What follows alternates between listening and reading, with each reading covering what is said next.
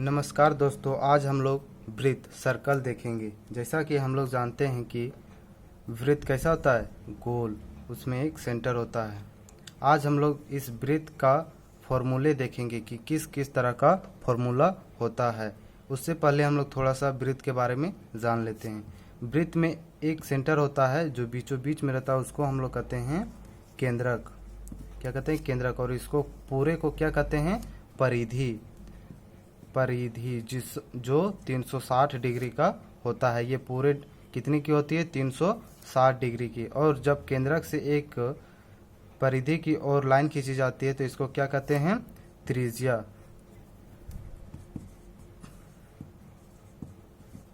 त्रिज्या। एक वृत्त पे अनंत त्रिज्याएं होती है, जैसा कि हम लोग जानते हैं। अब इसमें वृत्त में लघु वृत्तखंड और लघु त्रिज्याखंड किसे कहते हैं, उसे भी थोड़ा सा जान लेते हैं। जब एक लाइन वृत्त को किसी प्रतिच्छेद करती है तो इसे छेदक रेखा कहते हैं। इस पूरे लाइन को क्या कहेंगे? छेदक रेखा। जब इसको यहाँ से यहाँ मिटा देंगे तो ये सिर्फ इसको क्या कहेंगे? तो ये वृत्त की क्या हो जाएगी? जीवा। अब ये जीवा किसी भी वृत्त को कितने भागों में विभाजित करती है? दो भागों पे विभाजित किया है। तो ये इधर एक बड़ा सेंटर की और एक बड़ा सा है और एक सेंटर के इधर छोटा सा है। इसे हम लोग बोलते हैं दीर्घ वृत्तखंड। दीर्घ वृत्तखंड। और इसे हम लोग बोलते हैं लघु वृत्तखंड। लघु वृत्तखंड। यहाँ पे लिख देते हैं लघु वृत्तखंड। अब देखेंगे कि लघु त्रिज्याखंड किसे कहते हैं। लघु त्रिज्याखंड यहाँ पे बना देते हैं उसको। जब सेंटर से एक थीटा के साथ डिग्री, यानी कोई भी डिग्री के साथ निकाला जाता है किसी भी भाग को, जैसे कि केक हम लोग काटते हैं तो किस तरह से काटते हैं? इस तरह से काटते हैं, छोटा सा टुकड़ा निकालते हैं बीचों बीच से। उसी तरह से जब निकालते हैं तो उसे ये इस भाग को कहते हैं, ये पूरे भाग को कहते हैं इधर से, इसको दीर्घ त्रिज्याखंड। दीर्घ त्रिज्याखंड। और ये छोटे वाले भाग को कहते हैं लघु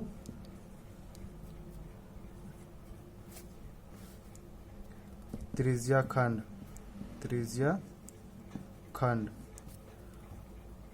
और जीवा किसे कहते हैं? जो जीवा, इसी को तो जीवा कहते हैं।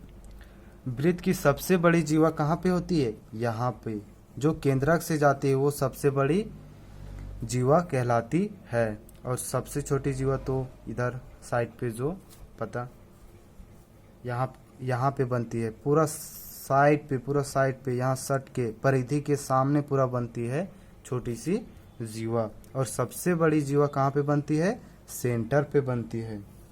इसे हम लोग यहाँ से यहाँ तक पूरे को क्या कहते हैं? व्यास। जो सेंटर से जो जीवा जाती है उसे ही हम लोग कहते हैं व्यास। क्या कहते हैं? व्यास। इसे डी से डिनोट करते हैं। अब हम लोग वृत्त से रिलेटेड कुछ महत्वपूर्ण फॉर्मूला देखते हैं, जिसे सूत्र कहते हैं।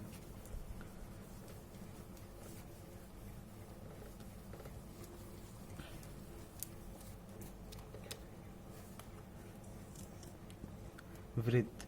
इस वृत्त की अगर परिधि की बात करें, इसकी परिधि, इसकी माप निकालना चाहें तो कैसे निकालेंगे? इसका फॉर्मूला होता है वृत्त की परिधि बराबर 2πr। और वृत्त का क्षेत्रफल, इसका पूरे का क्षेत्रफल, ये अंदर का भी पूरे एक साथ का क्षेत्रफल। इसमें तो सिर्फ परिधि का निकला, इसका लंबाई निकला कि ये कितनी इसका लंबाई है। और अगर इसके अंदर का पूरा का क्षेत्रफल निकालना चाहे तो कैसे निकालेंगे? वृत्त का क्षेत्रफल। वृत्त का क्षेत्रफल बराबर होती है πr²। अब लघु त्रिज्या खंड का क्षेत्रफल। लघु त्रिज्या खंड किस तरह का होती है? इस तरह से होती है। ये क्या होती है? लघु त्रिज्या खंड। और ये क्या होती है? दीर्घ त्रिज्या खंड। अब सिर्फ इसका क्षेत्रफल निकालना चाहें, इसका क्षेत्रफल, तो इसका क्षेत्रफल कैसे निकालेंगे? इसका क्षेत्रफल के लिए लघु 0.1 2 3 लघु त्रिज्या खंड का क्षेत्रफल बराबर होती है θ/360 पाई r स्क्वायर। और इसका सिर्फ इसका इधर का जो बड़ा साइज है, इसका क्षेत्रफल निकालने के लिए हम लोग लिखेंगे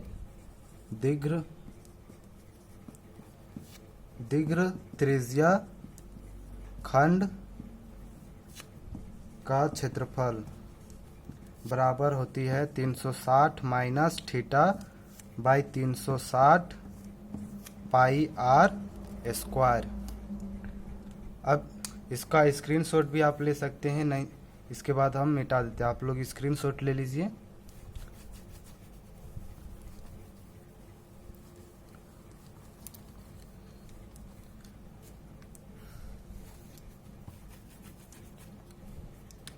अब देखेंगे इसमें वृत्तखंड का क्षेत्रफल। क्या देखेंगे? वृत्तखंड कैसा होता है? जब एक जीवा उसे कितने भागों पे विभाजित करता है? 2 भागों पे विभाजित करता है। तो लघु वृत्तखंड का क्षेत्रफल, इसका क्षेत्रफल निकालना चाहें, सिर्फ इसका क्षेत्रफल, तो लिखेंगे लघु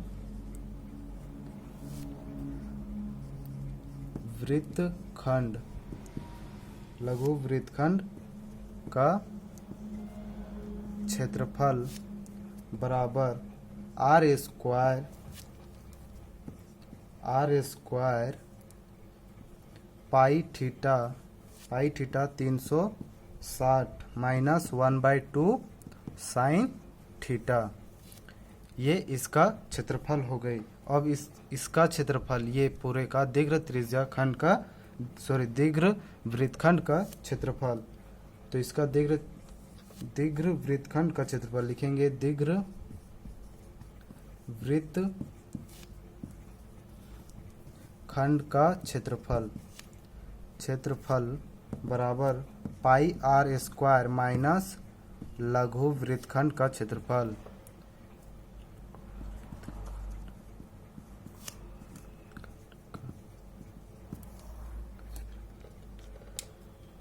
और इसको चाप की लंबाई, जैसे कि चाप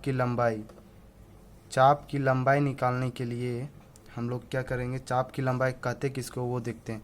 ये सेंटर पे एक यहाँ पे जो थीटा के साथ निकलता है, इसको क्या कहते हैं? सिर्फ इसको कहते हैं, इस वाले भाग को, यहाँ से यहाँ तक को क्या कहेंगे? चाप।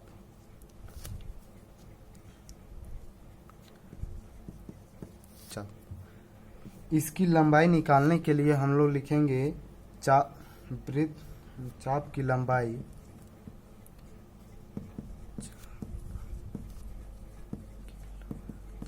लंबाई बराबर थीटा 180 पाई r।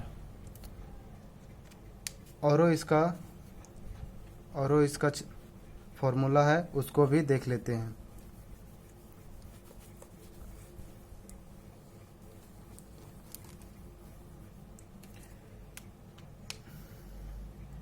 वृत्त का चतुर्थांश का क्षेत्रफल। अब चतुर्थांश का क्षेत्रफल किसे कहते हैं, वो देखते हैं। जब सेंटर से इस तरह का काटा जाता है, तो ये कितने भागों पे विभाजित हो गया है? 4 भागों पे। कितने भागों पे? 4 भागों पे। 1 2 3 4। अब इसका क्षेत्रफल निकालने के लिए सिर्फ इसका क्षेत्रफल निकालने के लिए हम लोग वृत्त के चतुर्थांश का क्षेत्रफल का फॉर्मूला का यूज करेंगे। वृत्त का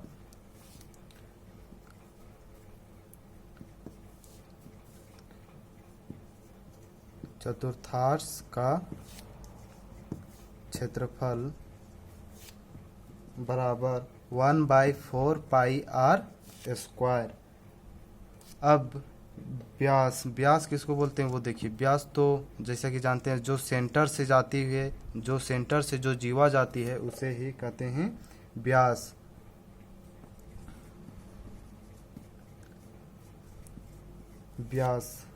उसे d से डिनोट करते हैं और ये होती है 2r। अब 2r क्यों होती है वो देखिए। ये यहाँ से ये r एक त्रिज्या हो गई और एक यहाँ से ये एक त्रिज्या हो गई, तो दोनों जुट के क्या बन गई 2r। और r बराबर होती है, ये 11 हो गई, त्रिज्या r बराबर होती है d/2। अगर इसको हम पूरे को 2 से भाग दे देंगे तो क्या आ जाएगा, त्रिज्या मेरी निकल जाएगी। क्या निकल जाएगी, त्रिज्या।